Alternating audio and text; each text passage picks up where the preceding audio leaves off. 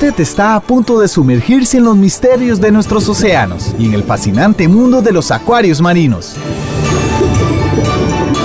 Esto es Acuariofilia Marina, un mundo marino en la radio gracias a la Asociación Costarricense de Acuariofilia Marina, una organización sin fines de lucro comprometida con el acuarismo responsable y profesional.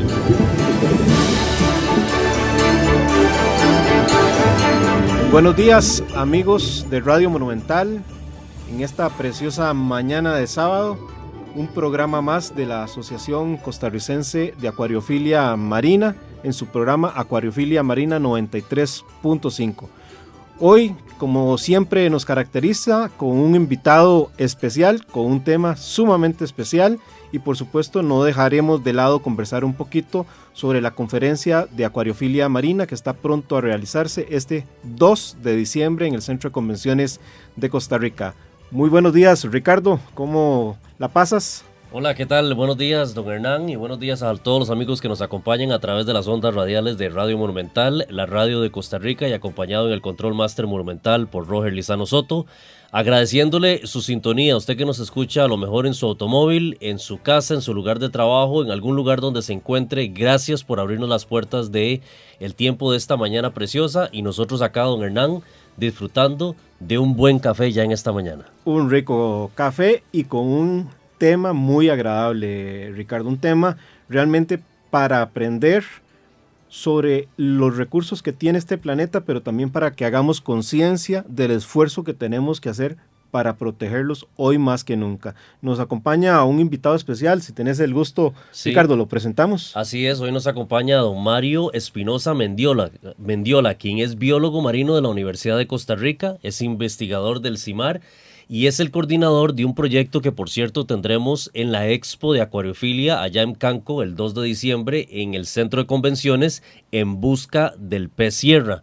Y tenemos muchísimo, don Hernán, que aprender acerca de esta especie tan maravillosa que habita nuestros mares y también que habita los ríos o los lagos, que hemos visto que esas especies se pueden acoplar. Correcto, y para muchos vamos a salir de la duda si estamos hablando de un tiburón o estamos hablando de otro. De otra especie. Ahorita Mario nos va a comentar sobre esto y lo vamos a presentar formalmente. Ricardo, ¿cómo nos preparamos para Canco?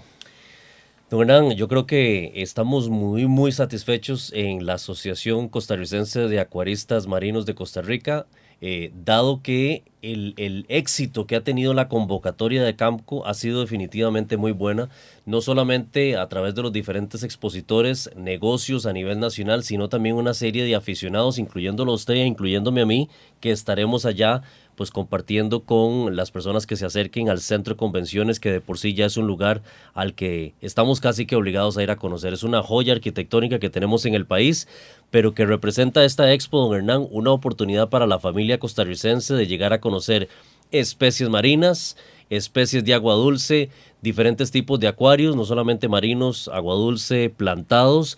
Usted va a poder ver bonsáis también a los que les gusta ese tipo de vegetación o de plantas, y también vamos a tener una serie de representantes de academia, de diferentes instituciones que nos van a brindar mucha educación desde lo que se hace en la isla del Coco, desde los esfuerzos de restauración de corales en el Golfo Dulce, hasta la academia con la Universidad de Costa Rica, la Universidad Nacional, el Parque Marino del Pacífico, y muchísimas charlas que vamos a tener, don Hernán, así que el platillo está servido para que este próximo 2 de diciembre la familia costarricense se acerque y tenga un paseo muy diferente de inicio de diciembre.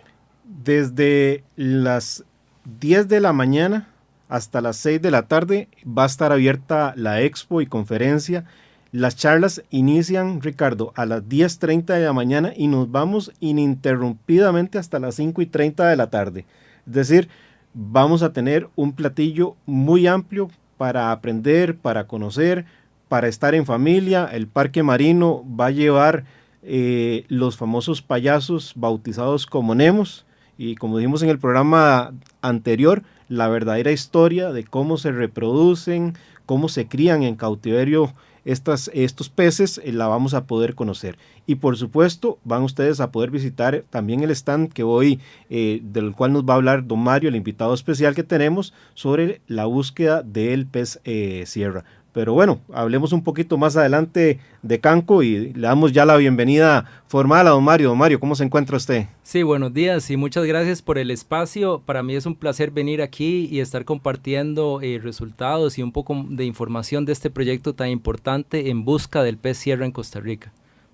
Don Mario, ¿cómo surge esta iniciativa? Convérsenos un poquito de lo que es el pez sierra. Ahora poníamos la interrogante, ¿es un tiburón, no es un tiburón? Para las personas que no conocemos, ¿cómo nos describiría? ¿Cuál es el perfil de este pez? ¿Cuáles son sus hábitos? ¿Dónde lo podemos encontrar? ¿De qué se alimenta? ¿El tamaño que tiene? También creo que pesa bastante. Sí, exacto. El pez sierra tiene la particularidad de que es una raya, no es un tiburón, pero se asemeja mucho morfológicamente a un tiburón. Entonces es básicamente como un tiburón, pero aplastado, vive cerca del fondo y tiene el morro o la nariz alargada en forma de sierra. Entonces por eso su nombre de el pez sierra. Es un pez que se encuentra tanto en ambientes costeros, en humedales, en manglares e inclusive puede ingresar agua dulce a ríos y lagos. Entonces es una especie sumamente interesante que se ha adaptado a una gran cantidad de ambientes. Una especie que utiliza esa sierra para defenderse de depredadores en su ambiente natural, por ejemplo cocodrilos o tiburones, pero también para alimentarse porque mueve la sierra muy cerca del fondo y golpea a sus presas, pueden ser peces, pueden ser cangrejitos, caracoles y se alimenta mucho de estas presas y la sierra es un arma, es una función importante para este pez. Sí, Mario, ¿por qué se considera una especie de mantarraya o de raya? Yo siempre he tenido, obviamente por su fisonomía, la forma en la que está hecho su cuerpo, uno podría decir es un tiburón o parece un tiburón, pero ¿por qué se considera más cercano a las rayas? Y aclararme, porque yo iba a preguntar lo mismo, Ricardo. Entiendo que está emparentado con las rayas, no es que sea una raya. No, de hecho es una raya. Es una raya. Es un tipo de raya y las rayas se distinguen de los tiburones porque, bueno, primero tienen la boca hacia abajo, entonces son organismos más de fondo que se alimentan cerca del fondo y también tienen las hendiduras branquiales en su parte inferior del cuerpo. Los tiburones lo tienen lateralmente, entonces uno puede distinguir tiburón de raya porque los tiburones tienen las branquias a los lados y las rayas las tienen hacia abajo. Una duda que siempre he tenido, Mario. ¿Existe una diferencia entre raya y mantarraya? No, en realidad a veces se le dice raya y mantarraya a lo mismo. Generalmente nosotros los biólogos conocemos a las mantarrayas como esos gigantes marinos filtradores, ¿verdad? Que se alimentan de plancton o pececitos muy pequeñitos. Entonces las rayas son más pequeñas, son organismos cercanos al fondo. Las mantarrayas viven más en la columna de agua y se mueven constantemente por la columna de agua. Y entonces cuando vemos el pez sierra, estamos hablando por lo que nos describías del uso de la sierra como un mecanismo también para procurarse los alimentos. Dentro de esa familia de las rayas, entonces tenemos los grandes, que son las que decías que son las mantarrayas, que esos prácticamente no son carnívoros, son peces que no requieren de estar depredando a otras especies. Claro, exactamente. Cerca del 90% de todas las especies de tiburones y rayas son depredadores, son carnívoras, pero un 10% hay unas pocas especies, entre ellos el tiburón ballena, la mantarraya gigante, que son organismos filtradores, ¿verdad? De hecho, lo más interesante es que los organismos más grandes, que son los tiburones ballena y las mantarrayas, se alimentan de presas muy pequeñitas que es el plancton, ¿verdad? O estos pececitos pequeñitos. ¿Qué tamaño puede alcanzar el pez sierra? ¿Cuánto pesa? Y la expectativa de vida, mientras no sea capturada de ordinario, ¿cuál sería, Mario? Claro, el pez sierra es súper interesante porque es una especie, bueno, de hecho hay 5 especies globalmente, las 5 superan los 4 metros. En Costa Rica y en nuestro continente americano tenemos 2 de esas 5 especies que pueden llegar a medir 6 metros y medio. En ambos océanos. Sí, una está más restringida al Caribe de Costa Rica, otra se encuentra tanto en el Pacífico como en el Caribe, pero ambas pueden ingresar agua dulce. Entonces, por ejemplo, en el río San Juan, en el lago de Nicaragua se sabe que hay pez sierra, ¿verdad? En Sierpe pueden ingresar río arriba, ¿verdad? Entonces son organismos que pueden adaptarse completamente a agua dulce. ¿Y el peso? Sí, bueno, estamos hablando de un adulto. Sí, de un adulto que en promedio puede tener entre 4 y 5 metros contando la sierra, ¿verdad? Puede llegar a medir más de 200 kilos, ¿verdad? Estamos hablando de organismos bastante grandes, bastante pesados. Son organismos que lo que se ha visto es que los más pequeños se reproducen cerca de los humedales, de los manglares. Esos ambientes son sumamente importantes para la reproducción de este pez. Sin embargo, en Costa Rica lo interesante es que encontramos peces sierra bastante grandes en agua dulce, ¿verdad? Y cerca de los manglares. Entonces, realmente tiene varios ambientes que son muy importantes, que el hombre ha ido modificando, que también hemos ido sobrepescando en esos ambientes y estamos atentando contra la supervivencia de este pez. De hecho, las 5 especies a nivel mundial están en peligro crítico de extinción, lo cual significa que están a un paso de desaparecer completamente de la naturaleza. Esta característica de que se pueden ajustar también a agua dulce, ¿es una característica de las rayas en general o es una característica específica del pez sierra? Pues es una característica del pez sierra y de unas pocas especies de tiburones y rayas que han modificado, adaptado su fisiología para ingresar a agua dulce. Entonces, no todos los tiburones y no todas las rayas pueden ingresar a agua dulce, pero hay algunas especies, por ejemplo el tiburón toro, que se sabe que puede moverse de agua dulce a agua marina, ¿verdad? Es muy fácil decir eso, pero anatómicamente o fisiológicamente tiene un tema profundo, porque no es lo mismo el pez que está habituado a una determinada salinidad, de un momento a otro pasar a agua que no tiene esa salinidad. Hay un tema de la transpiración o la osmorregulación, entiendo que se llama así. ¿Cómo lo manejan ellos? Claro, totalmente. Creo que es un tema bastante complejo. La fisiología de estos organismos que pueden moverse entre agua dulce y agua marina es bastante compleja. Ellos no hacen ese cambio tan abrupto, lo hacen gradualmente y van, como tú lo dices, regulando un poco la cantidad de sales que tienen en su organismo para balancearse con el ambiente. Sí, porque hasta donde uno, de lo poco que a veces se entiende, el pez marino constantemente está consumiendo líquido y tiene todo un desarrollo para retener el exceso de sales que el cuerpo no necesita, contrario a lo que sucede con el pez de agua dulce. Entonces, a uno le llama poderosamente que existen organismos en la naturaleza que han desarrollado ese tipo de habilidades para pasarse de un ecosistema a otro. Claro, por eso yo pondría el ejemplo que los tiburones y rayas como grupo emparentado realmente han conquistado todos los ambientes acuáticos que existen, ¿verdad? Desde ríos, lagos, aguas costeras, aguas profundas. Son los depredadores más importantes que tenemos en todos nuestros ambientes acuáticos, pero lamentablemente muchas especies, de hecho 25% de todas las especies de tiburones y rayas están en peligro de extinción actualmente. ¿Y por qué está en peligro de extinción el pez sierra? Cuéntanos un poquito, porque eso probablemente dio también inicio a la iniciativa que tienen ustedes con este programa. Has visto al pez sierra, ¿verdad? De la Universidad de Costa Rica. ¿Por qué? Claro, sí, esta iniciativa, este proyecto surgió hace 2 años, surgió como una necesidad de entender cuál es el estado del pez sierra en Costa Rica, básicamente cuántos quedan, a dónde están, cuáles son las principales amenazas, porque globalmente sabíamos que el pez sierra se estaba extinguiendo ya localmente de varios países y principalmente debido a la pesca. Históricamente es una especie que quedaba atrapada en artes de pesca, por ejemplo en redes, en trasmayos, en pesca de arrastre tendía a capturar bastante de estos peces y mucha gente también... Sí, toda la industria camaronera es tremendamente dañina siendo peces de fondo. Exactamente, ¿verdad? Siendo peces de fondo y en aguas costeras donde son aguas donde se arrastraba mucho, ¿verdad?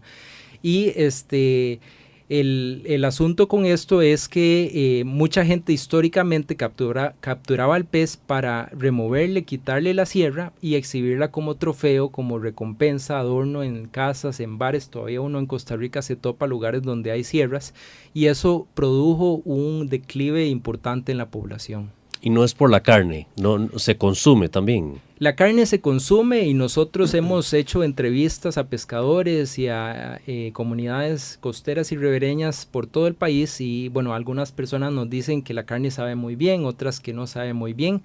Realmente nunca hubo un mercado de carne, la gente no lo capturaba para el consumo, pero si había la necesidad la gente sí se lo comía. La sierra, hasta donde tengo entendido, yo no sé si va a variar de especie en especie, de las 5 que nos comentabas, tiene 20 dientes a cada lado, 40 en total. ¿Eso es así para todas las especies o varía según la especie? No, eso varía según la especie y de hecho esa es una de las características más importantes para distinguir las especies en Costa Rica, porque por ejemplo la del Pacífico tiene 20 o menos dientes en cada lado de la sierra y en cambio la del Caribe tiene más de 20, ¿verdad? Entonces la del Caribe le dicen que es de dientes pequeños porque la base de los dientes es más angostita, entonces le caben más dientes en cada lado de la sierra. La del Pacífico es de dientes grandes porque la base es más ancha, ¿verdad? Entonces es una buena característica para distinguir las especies. Mario, En búsqueda del pez sierra nace porque en los 70s, en los 80s era frecuente por parte de los pescadores poder decir que estaban en nuestras aguas, tanto en el Pacífico como en el Atlántico. A inicios del 2000 comienzan a reportarse la ausencia de estos peces en nuestras aguas y casi que se creía extinta. De hecho, una publicación de un diario de circulación nacional en febrero del 2017 prácticamente dice están extintas de nuestras aguas. Me encontré con una publicación de la Universidad de Costa Rica de agosto de este año donde nos da alguna alegría de que por lo menos la del pez sierra del Pacífico ha sido divisada. No obstante, las del Caribe no se han vuelto a ver. Sí, yo creo que es muy interesante eso que dices porque realmente no era que estaba extinta o que se había reducido tantísima la abundancia, pero sí ha pasado por eso, por esa reducción, pero era prácticamente que no lo estábamos buscando. Entonces, hace 2 años, cuando empezamos a ver realmente cómo estaba el pez sierra en Costa Rica, nos dimos cuenta que afortunadamente todavía existen sitios en Costa Rica donde aún se encuentra la especie. Por ejemplo, el Humedal Nacional Terra Basierpe es un sitio importantísimo para el pez sierra. También las bocas que desembocan en el río San Juan, ¿verdad? Muchos de los ríos grandes de Costa Rica que desembocan en el río San Juan son ambientes importantes para el pez sierra.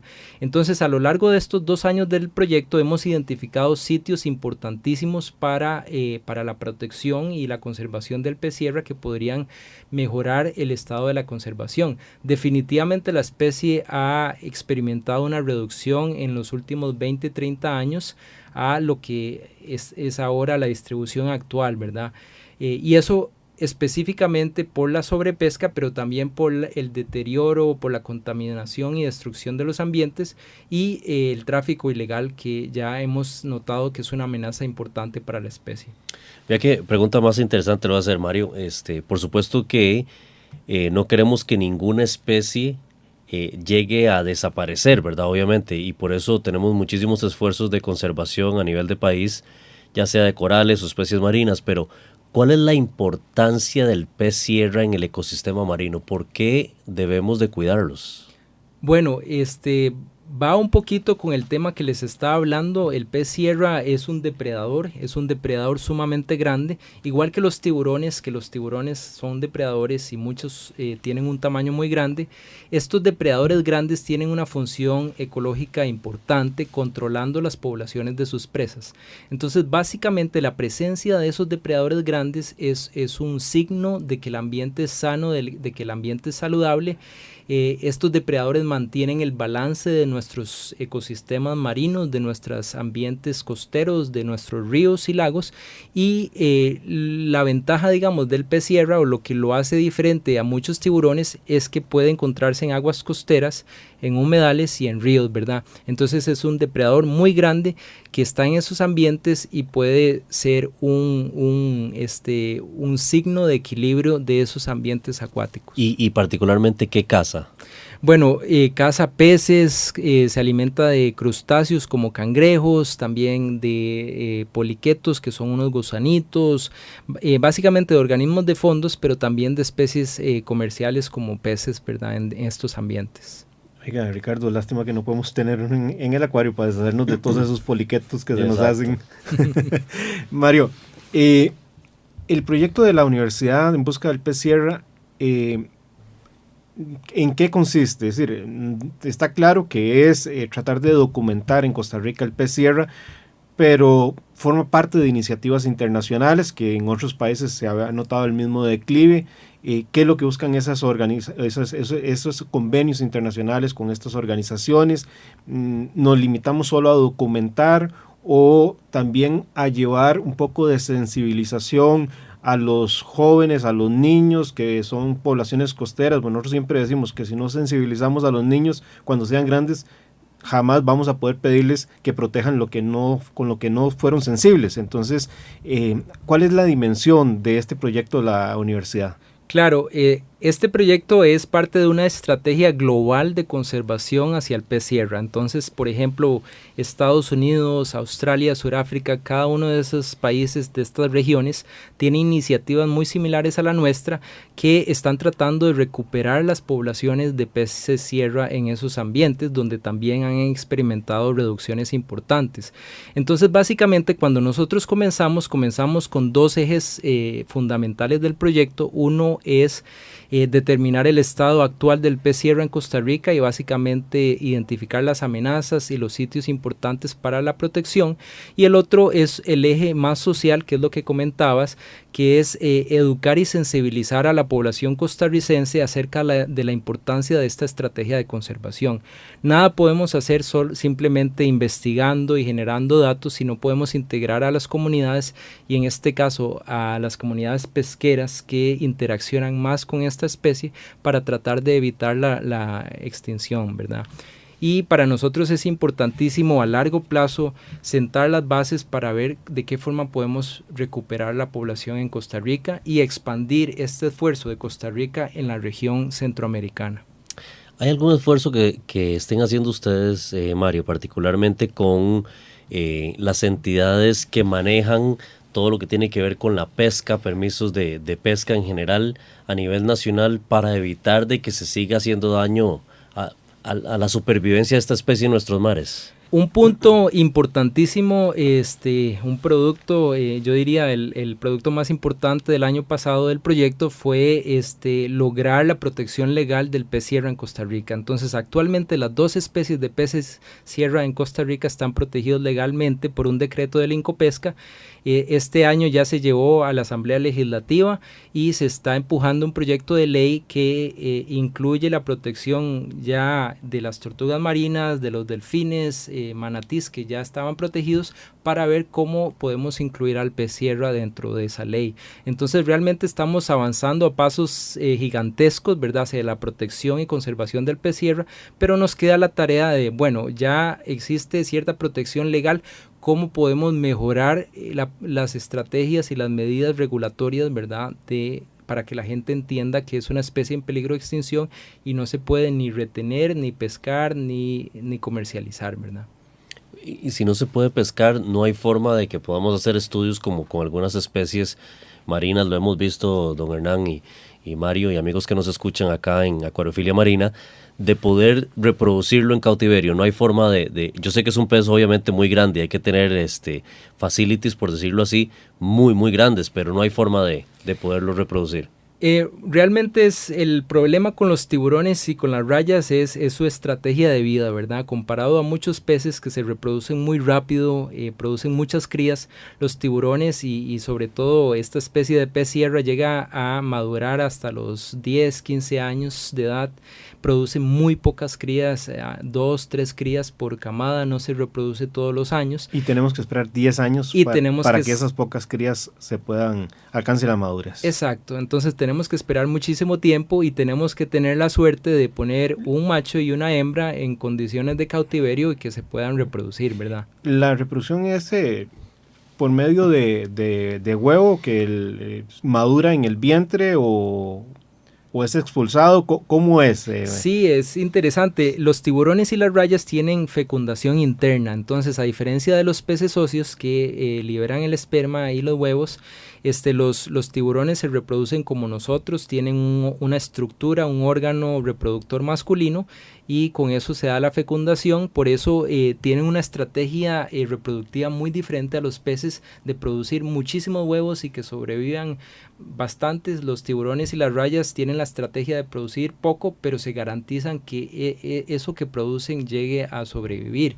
Lo que pasa es que nunca contaron con el ser humano y sus hábitos destructivos de pesca, de contaminación, de deterioro de los ambientes que puede impactar a la especie, ¿verdad? Ok, entonces es una reproducción por huevo y el huevo queda en el vientre hasta que esté maduro.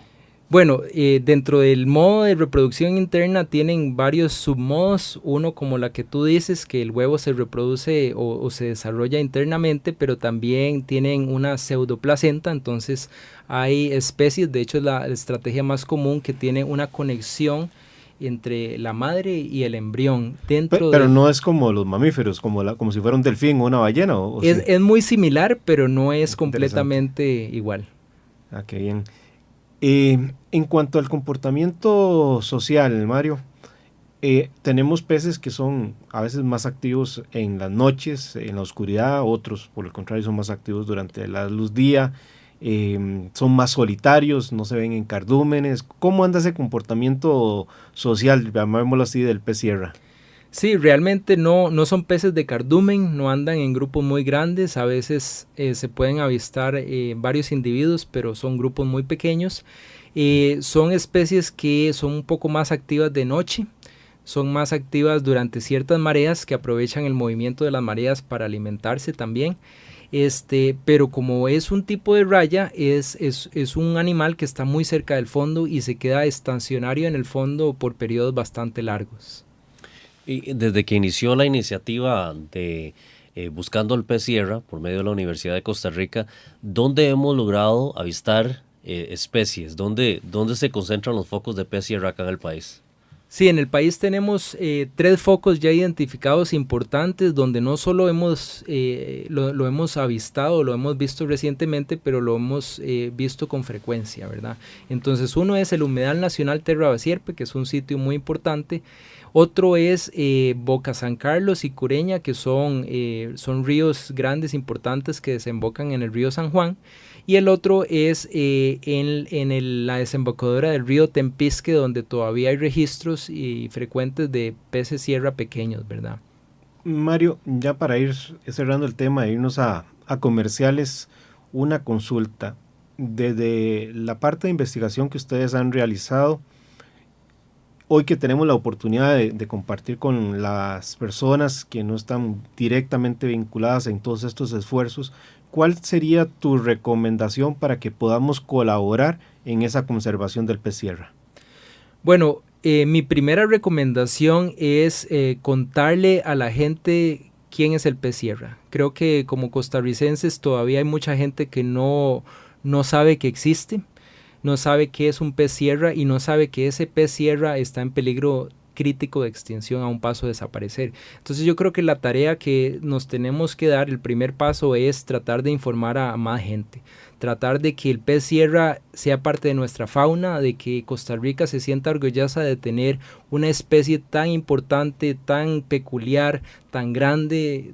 Sí, de 5 especies en el mundo tenemos 2. Una gran diversidad de especies de pez sierra en Costa Rica, ¿verdad? Entonces realmente es algo de comunicar más hacia toda la población costarricense qué es el pez sierra y que el pez sierra necesita nuestra ayuda, ¿verdad? 17 de octubre, Día Internacional del Pez Sierra. ¿Qué le parece si cerramos entonces este segmento contándonos un poco usted, Mario, de qué podemos esperar de la gente que piensa ir a Camco, a la Expo de Acuariofilia, en el stand de ustedes? Claro, es un stand informativo, un stand educativo, un stand en donde vamos a tener varios productos del pez sierra, ¿verdad? Para que la gente se familiarice un poco más con la especie, con signos que identifiquen al proyecto y sobre todo algunos materiales educativos. Por ejemplo, este año publicamos un libro de cuentos que cuenta la historia del proyecto En Busca del Pez Sierra a través de una joven bióloga que va en busca del pez sierra que se le perdió en el manglar. Entonces, un libro para niños que trata de educar y sensibilizar a la población infantil acerca del proyecto, que van a ser nuestro futuro de la conservación del pez sierra. Bueno, aprovechamos para contarle a los papás que la asociación va a tener una caverna marina. En la caverna marina es el área de los niños. En esa área de los niños vamos a tener pintacaritas que van a hacerles las caras a los niños con figuras de peces. Vamos a tener globos con figuras de peces. Vamos a tener hojas con crayolas para que los niños puedan colorear. Y de paso entonces también los vamos a invitar a que se den la vuelta por el stand de En Busca del Pez Sierra para que sus hijos conozcan esta belleza que tenemos en nuestras costas. Ya regresamos, está usted en sintonía de Acuariofilia Marina por Radio Monumental y al regreso veremos el tema de tiburones. Enseguida volvemos con Acuariofilia Marina, un mundo marino en la radio, gracias a la Asociación Costarricense de Acuariofilia Marina.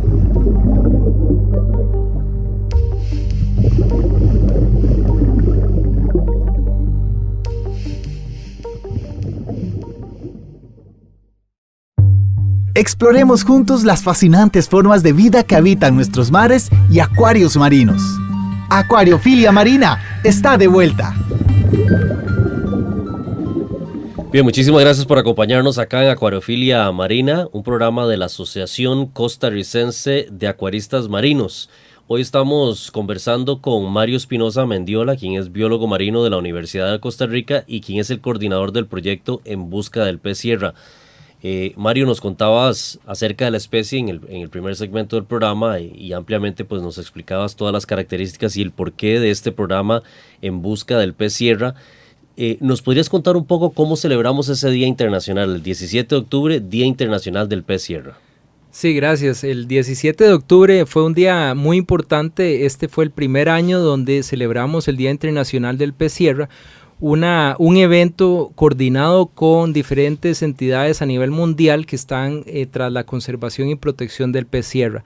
Este evento lo celebramos en la Universidad de Costa Rica en conjunto con otras organizaciones que también están promoviendo la conservación de especies en peligro de extinción. Por ejemplo, el tiburón martillo, ahí estaba la gente de CREMA, de la Fundación CREMA, estaba la gente de NAI, que está protegiendo y conservando las dantas, y bueno, otras organizaciones que están promoviendo esa conservación de especies en peligro. Entonces fue una celebración muy, muy bonita, ¿verdad? Donde teníamos niños, jóvenes, universitarios que se acercaban y aprendían un poco más de estas acciones importantes para Costa Rica.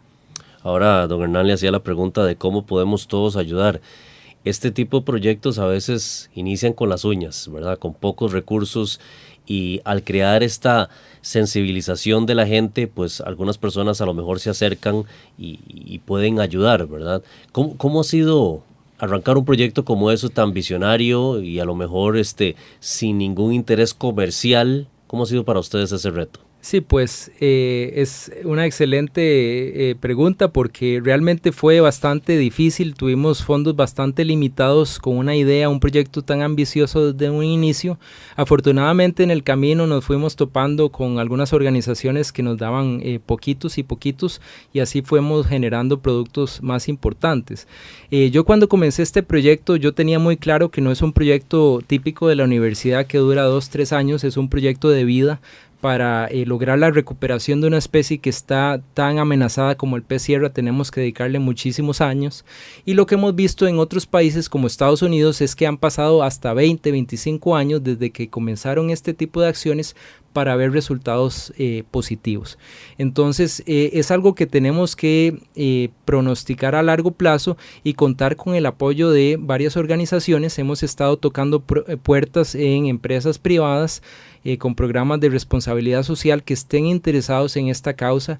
Realmente la Universidad de Costa Rica tiene pocos recursos para la investigación y necesitamos independizarnos un poquito y tocar puertas afuera para un proyecto sostenible en el tiempo.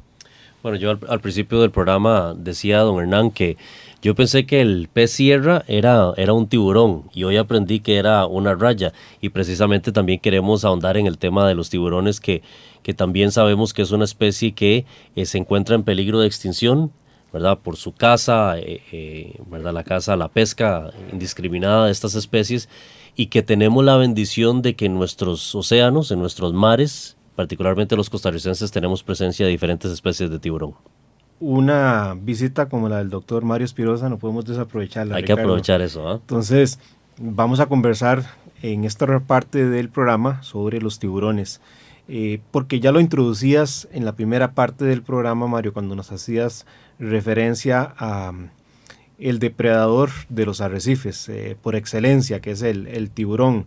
No tiene otro depredador, y yo me imagino de cómo ciertos organismos del acuario, cuando ven esa sombra del pez martillo de encima del arrecife, aunque sean tiburones de punta blanca, de cola blanca, buscan alguna cueva donde esconderse, y es porque todo depredador tiene su depredador. Es decir, en los arrecifes donde encontramos la belleza de los corales, que es donde nosotros como asociación o peces ornamentales normalmente le ponemos atención, ellos tienen a su vez otros depredadores, pero estos depredadores tienen un depredador mayor que es el tiburón.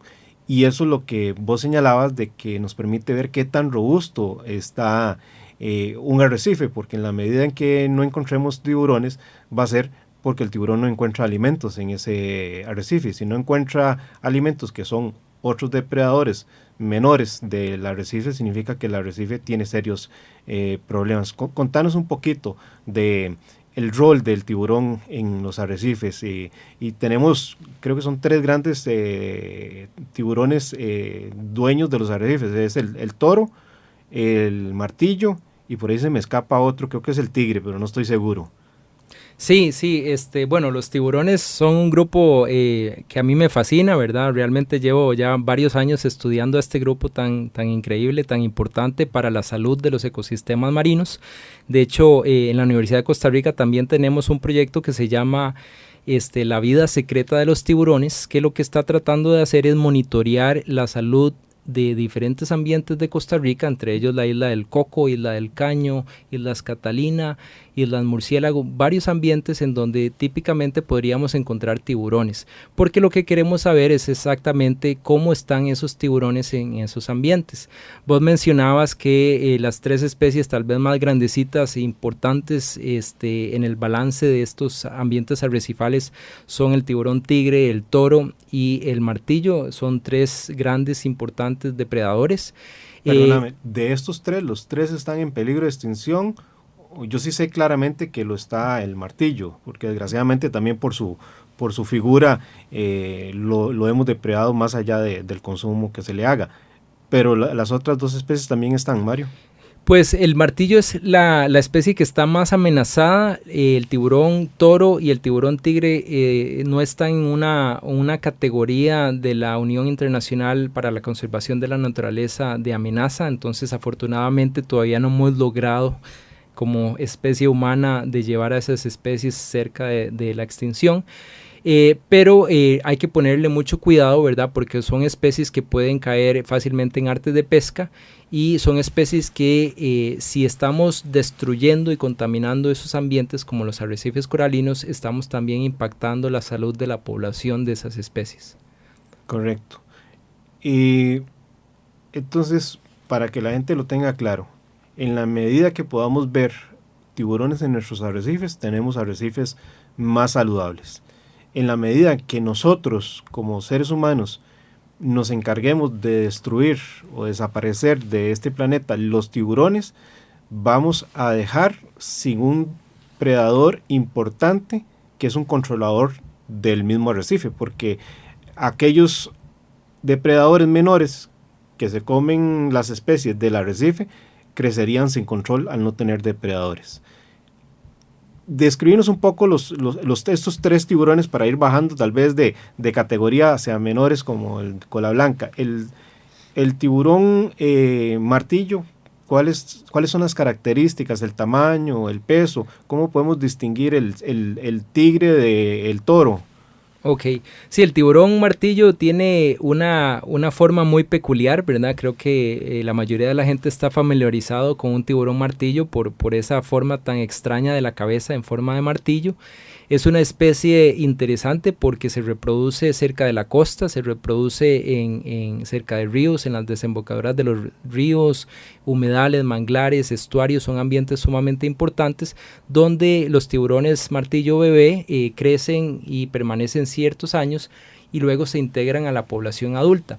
Los adultos no los encontramos tanto en ambientes costeros, sino que se mueven fuera de la costa, incluso algunos llegan hasta la isla del Coco o migran entre islas oceánicas como Isla del Coco y Malpelo y Galápagos, que son islas sumamente importantes en nuestro Pacífico tropical oriental. Es una especie que es muy susceptible a la pesquería tanto costera como la pesca de palangre en aguas fuera de la costa, ¿verdad? En zonas pelágicas. El tiburón tigre es un gran depredador de mayor tamaño, de hecho pueden llegar a medir más de 5 o 6 metros. El tiburón martillo solo llega a medir 3,5 metros. El tiburón tigre se le dice tiburón tigre por ese patrón de manchas, ¿verdad? En su cuerpo, entonces por eso le dicen tiburón tigre. Es una especie de ambiente más arrecifal, pero también es capaz de habitar aguas costeras, ¿verdad? El tiburón toro es más que todo de aguas costeras, tiene la particularidad que está muy relacionado, digamos, al pez sierra en cuanto a que puede también vivir en ambientes de agua dulce y en ambientes marino costeros, ¿verdad? Son especies que viajan mucho, recorren muchos kilómetros. ¿Cuántos kilómetros? ¿Hay algún dato? ¿Se han rastreado alguno? Sí, totalmente. Los tiburones tigre y los martillos sobre todo son especies bastante migratorias, son especies que se mueven por todo el Pacífico tropical oriental. En la isla del Coco lo que creemos es que muchos de estos tiburones, tanto tigre como el martillo, permanecen en la isla por varios meses, pero luego continúan su migración hacia otras islas oceánicas, ¿verdad? Entonces son animales capaces de migrar distancias de más de 800,000 kilómetros, ¿verdad? Y el tiburón, entiendo que es un poquito más pequeño, sería el punta blanca o de cola blanca, no estoy seguro con cuál es el nombre. Ese ya más pequeño que estos otros 3. Claro, el punta blanca de arrecife es un tiburón típico de los ambientes arrecifales, un tiburón que no llega a medir más de 1,30 m, ¿verdad? Es un tiburón más pequeñito, un tiburón que se alimenta principalmente de crustáceos, de invertebrados, pocos peces en su dieta. No es un depredador tope como lo es el tiburón tigre o el tiburón martillo. Es un tiburón que se mueve muy poco, de hecho siempre se refugia en las mismas cuevas, en las mismas estructuras rocosas o coralinas. Es un tiburón que no se desplaza tanto, ¿verdad? Okay. A nivel de tiburones que frecuenten los arrecifes, en lo que refiere a las costas de Costa Rica, ¿cuáles son las especies que podemos encontrar? Porque hay tiburones que no necesariamente son de arrecifes, de los cuales tal vez ahorita nos puedas hablar un poco de ellos. Claro, en arrecifes, por ejemplo, a nivel costero típicamente podemos encontrar tiburones nodriza, tiburones punta blanca de arrecife, si tenemos suerte tiburones punta negra, pero el punta negra es una especie más de ambientes costeros, no tanto arrecifales, pero se puede encontrar en arrecifes. El tiburón martillo también puede estar asociado a arrecifes, pero generalmente lo encontramos en ambientes más como la isla del Coco, no tanto en nuestras islas costeras como Isla del Caño, ¿verdad? Inclusive el tiburón tigre, ¿verdad? Lo podríamos encontrar en aguas costeras. En otras latitudes podríamos encontrar otro tipo de tiburón de arrecife, si acaso me imagino tal vez los conoces, por ejemplo, con alguna frecuencia se ven en la acuariofilia marina, y en el programa pasado, Ricardo, acordad que estuvimos hablando del acuarismo responsable y no responsable, y parte de los objetivos de nosotros como asociación es ser acuaristas responsables, no solo entendiendo que ellos tienen organismos vivos que deben de darles una buena calidad de vida, sino que también seamos responsables con nuestro ambiente. ¿Y por qué traigo este tema? Porque en muchas oportunidades se venden en acuarios, por dicha ya no, esa práctica no es tan frecuente, pero se venden en acuarios huevos de tiburón, que es prácticamente condenarlos a la muerte, ver cómo nace el tiburón y después de tarde o temprano lo van a perder, porque ni siquiera tenemos las condiciones para mantenerlos en una calidad de vida. El sistema de filtración para manejar los desechos propios de la alimentación de ellos exige ya de por sí un trabajo especial. Pero te hago esta consulta porque en otras latitudes, por ejemplo, hay otros tiburones más pequeños. Está el bambú y no me acuerdo ahora el nombre, pero entiendo que hay tiburones el más pequeño puede rondar los 30, 40 centímetros, Mario, pero no son propios de nuestras aguas. Uh-huh. Sí, exacto. Hay una gran diversidad de tiburones. De hecho, hay unas 550 especies de tiburones globalmente, ¿verdad? La mayoría de las especies se encuentran en latitudes tropicales, muchas asociadas a arrecifes.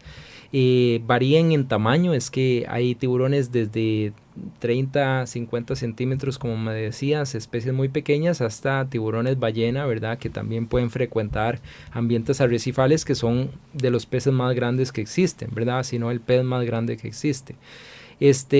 Definitivamente muchas de estas especies pequeñas asociadas a arrecifes se podrían trabajar un poco mejor en condiciones de acuario, precisamente por eso, porque no se tienen que mover tanto, porque pueden vivir en ambientes un poco más confinados, en un buen acuario, en un sistema de acuarios, y se utilizan mucho para fines educativos ya en acuarios un poco más comerciales, ¿verdad? Sí, el parque marino tiene, pero tratando de rescatarlos porque han sido lesionados por parte de algún pescador, y entonces los tienen en rehabilitación, o son ya organismos que no se pueden reintroducir a la vida silvestre. Así es, así es. Mario, ahora que mencionabas, perdona Ricardo, ahora mencionabas el tiburón ballena, es parte de lo que yo quería ahora tal vez que conversáramos. Esas otras grandes especies que tal vez no están tan relacionadas con los arrecifes y que no necesariamente son carnívoros. Exacto, es una de las especies, la especie de tiburón más grande. Es una especie que puede llegar a medir más de 12 metros, ¿verdad? Una especie que se desplaza a distancias de miles de kilómetros, puede cruzar completamente masas continentales, océanos completos. Una especie que viaja tantas distancias en busca de su alimento, ¿verdad? Ellos sincronizan mucho de su migración con las fluctuaciones de plancton, que es su principal presa. Entonces es una especie que depende mucho de las condiciones ambientales para moverse y para alimentarse. El tiburón ballena, como decías, puede frecuentar diferentes continentes. ¿Por qué se le llama ballena y por qué se catalogó como tiburón? Bueno, se cataloga como tiburón porque realmente es un tiburón, ¿verdad? Es un pez cartilaginoso, que es algo típico de los tiburones y las rayas, es un grupo de peces cartilaginosos. ¿Tiene que ver con su branquias? No, los peces cartilaginosos, a diferencia del resto de los peces, tienen un esqueleto de cartílago, ¿verdad? Uh-huh. Como nuestras narices o con nuestras orejas, ¿verdad? Eso es un cartílago que se endurece y le da una estructura a su cuerpo. El resto de los peces son peces óseos, ¿verdad? Que tienen un esqueleto de hueso, ¿verdad? Como nosotros.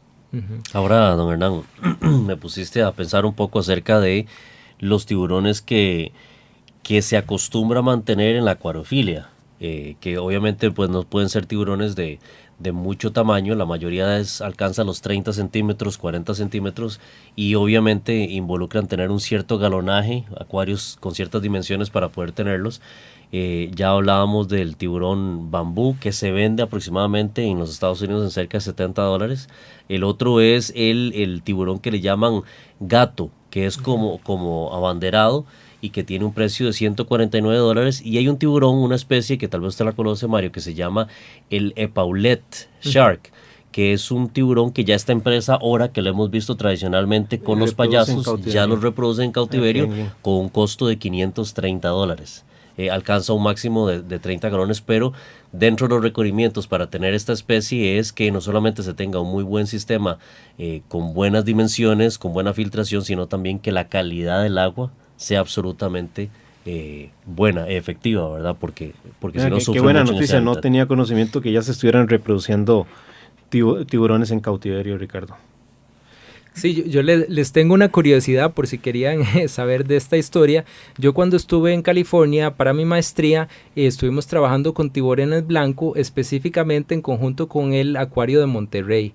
Y la idea detrás de ese proyecto era conocer mucho más de la historia de vida de los tiburones blancos y ver si existía la posibilidad de llevarlo a una condición de acuario. Bueno, las condiciones del Acuario de Monterrey, no sé si ustedes están familiarizados. En la bahía de Monterrey, en California. Dentro del acuario. Sí, dentro del acuario. Es uno de los acuarios más hermosos de California. Sí. Y bueno, mi experiencia con esto Cuando fue... vuelva a ir ahí de intercambio nos avisa a ver si nos puede llevar. Claro, mi experiencia con esto fue impresionante porque realmente la investigación sentó las bases para dar la posibilidad al acuario de tener al tiburón por lo menos unos meses en exhibición y luego devolverlo al ambiente.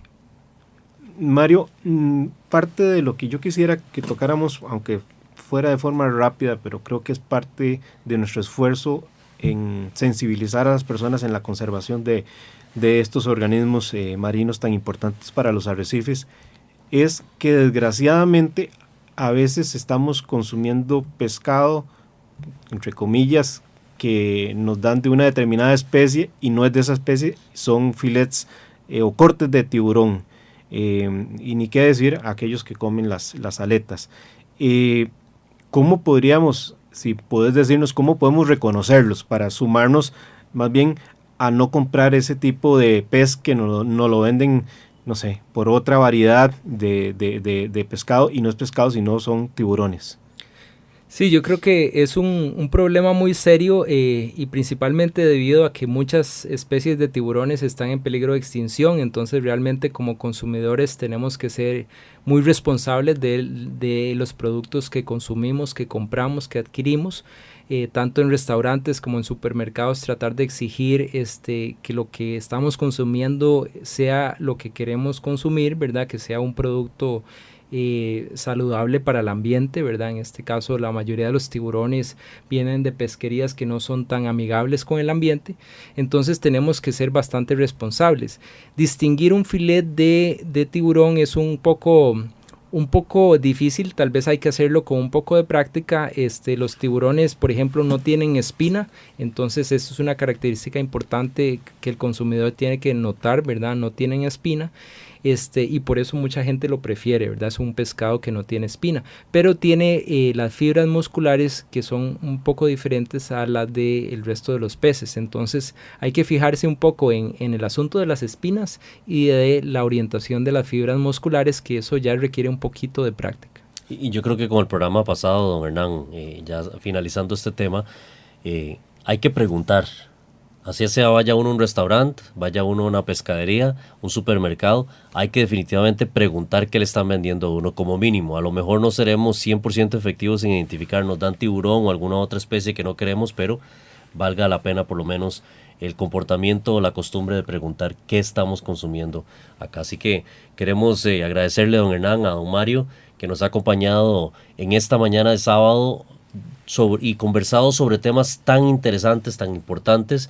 El tema de los tiburones podría llevarse 3-4 programas, ¿verdad? Es un tema que yo creo que es una de las especies marinas que más llama la atención al aficionado y al público en general, por ser tan vistosas y porque tenemos un país bendecido con estas especies en diferentes partes del país. Así que agradecerle mucho a usted, don Mario, que nos haya acompañado y nos haya hecho el honor de estar con nosotros en esta mañana. Bueno, muchas gracias y espero que todos hayan disfrutado y aprendido un poco más de tiburones y sobre todo de este famoso pez sierra que tenemos en Costa Rica, que es parte de nuestra fauna y que está en peligro de extinción y necesita toda nuestra ayuda. Don Hernán, a escasísimos 8 días de campo, parece mentira. ¿Cuándo empezamos a a organizar toda esta expo. Hace aproximadamente unos 5 o 6 meses empezamos ya a esbozar los primeros pasos de esta expo. Y de hoy en 8 vamos a tener un programa sumamente especial, completamente dedicado a esta expo, en donde vamos a inclusive a contar con la posibilidad de hacer un Facebook Live para que la gente comparta con nosotros, viva la experiencia y conozca un poco más de quiénes estamos detrás de esta expo. Correcto, ya el próximo programa queremos darle un matiz diferente. Vamos a abrir la línea telefónica para que conversemos con ustedes. Estaremos a tan solo 24 horas de la conferencia de acuaristas marinos de Costa Rica.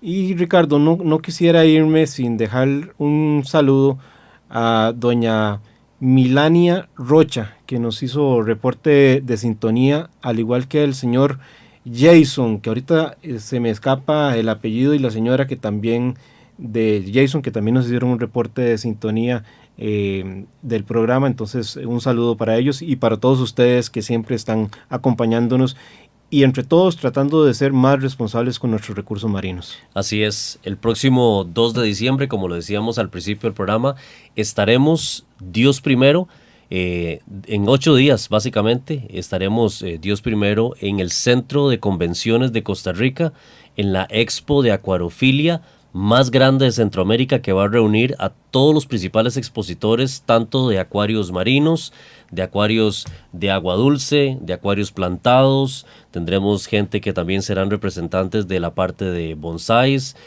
tendremos diferentes representantes de la academia, tendremos a la Universidad de Costa Rica, tendremos a la Universidad Nacional, tendremos a los programas o diferentes entes que ayudan a la conservación de nuestros recursos naturales, como Raising Corals en el Golfo de Nicoya, tendremos al Parque Marino, tendremos a CANEP, que nos acompañó, por cierto, hace unos programas para conversar acerca de los esfuerzos que hacen para la educación de los pescadores en el Pacífico. En fin, vamos a tener... Y aficionados que en sus hogares están reproduciendo y criando corales. Con un lema de sostenibilidad, un lema de minimizar la explotación de nuestros océanos y poder compartir con la gente los esfuerzos que se hacen para que evitemos más la explotación de los océanos y podamos compartir nosotros mismos con ya especies existentes y concientizar. Creo que ese es el lema de esta expo que queremos, don Hernán, y usted particularmente es muy apasionado en ese sentido, que es cómo hacemos que nuestras generaciones actuales, nuestros niños, aprendan la importancia de estas especies en nuestros ecosistemas, ya sea de ríos, de mares, etcétera, para asegurarnos un futuro, porque todos nos beneficiamos. No me acordé de ese tema, Ricardo. La semana pasada leí una nota del periódico británico The Guardian, y son de los titulares que lo golpean a uno. Titularon que la actual generación es la última generación que va a estar viendo lo que hoy son los arrecifes naturales. Tenemos mucho por hacer, mucho que tenemos que aportarle al esfuerzo de conservación. Y recuerden, no solo es el tema del plástico, que tendremos una muy buena charla de parte de la Escuela de Biología de la Universidad Nacional, hablando de los microplásticos en Canco, sino sensibilicemos a nuestros niños para que podamos proteger nuestros recursos. Así es. Muchísimas gracias a usted que nos acompañó acá en los 93.5 en Acuariofilia Marina. Le invitamos a continuar en esta mañana de sábado en la Radio de Costa Rica. Acuariofilia Marina, un mundo marino en la radio, gracias a la Asociación Costarricense de Acuariofilia Marina.